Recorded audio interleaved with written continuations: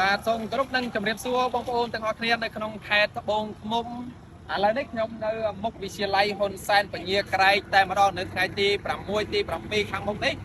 វិទ្យាល័យហ៊ុនសែនពញាក្រែកនឹងប្រារព្ធពិធីសង្ក្រាន្តហើយក្នុងនោះមានកម្មវិធីជាច្រើនផងដែរកុំភ្លេចបងប្អូនទាំងអស់គ្នានៅក្នុងខេត្តត្បូងឃ្មុំក៏ដូចជាអតីតសិស្សនៅក្នុងវិទ្យាល័យនេះផងដែរក៏ដូចជាសិស្សថ្មីផងដែរមកលេងកំសាន្តឲ្យបានច្រើនកកទាំងអស់គ្នានៅថ្ងៃទី6ទី7ហើយយើងចង់ដឹងថានៅក្នុងកម្មវិធីនេះមានអ្វីខ្លះយើងនឹងទៅសម្ភាសសាកសួរជាមួយបងប្អូនសិស្សវិទ្យាល័យហ៊ុនសែនពញាក្រែកទាំងអស់ជំរាបសួរបងប្អូនទាំងអស់គ្នាបាទហើយសង្ក្រាន្តវិទ្យាល័យហ៊ុនសែនពញាក្រែកនៅថ្ងៃទីប្រហែលដែរបងថ្ងៃទី6និងថ្ងៃទី7ខែមេសាតែម្ដងហើយនៅក្នុងនោះបងប្អូនអាចរៀបរាប់បានទេមានកម្មវិធីឯខ្លះដែលដើម្បីញ៉ាំងកម្មវិធីបុណ្យសង្ក្រាន្តយើងឲ្យសប្បាយឲ្យទាំងអតីតសិស្សក៏ដូចជាលោកគ្រូអ្នកគ្រូសិស្សថ្មីទាំងអស់គ្នាឲ្យមកលេងសប្បាយទាំងអស់គ្នាទៅក្នុងគឺសង្ក្រាន្តនេះយើងមានដូចជានៅថ្ងៃល្ងាចថ្ងៃទី5យើងនឹងមានការសូត្រមន្តបងបាទចំណែកឯនៅថ្ងៃទី6យើងនឹងមានការ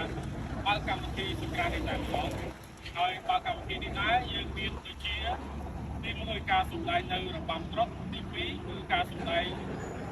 នៅរបាំជើងបចំណែកទី3គឺជាការរាំនៅបទសម័យបងបាទហើយនៅក្នុងនោះមានការរួមលេងកម្សាន្តអីសប្បាយទេរយៈពេល2ថ្ងៃហ្នឹងបាទមានបងមានគឺយើងចាប់ផ្ដើម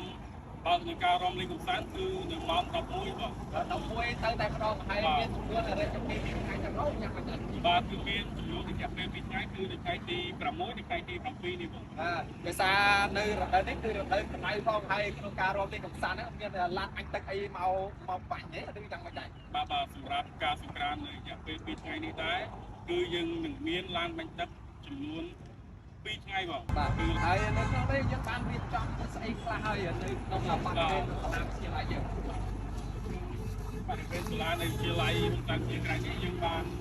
រៀបចំនៅស្តង់គឺតែមានការតុបតែងលម្អផ្សេងគឺមានការល្អ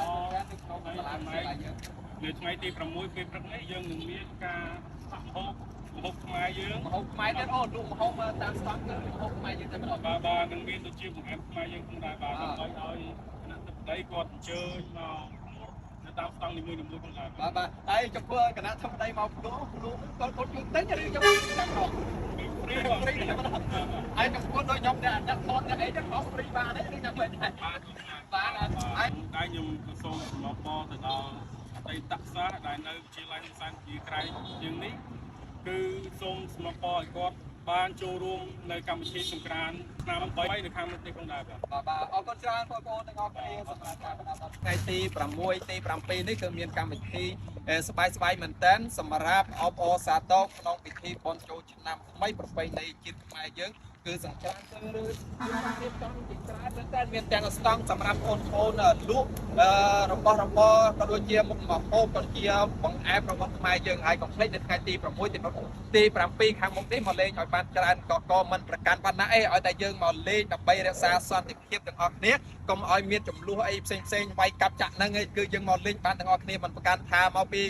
សាលាខាងក្រៅឬមកពីណាឲ្យតែយើងមកលេង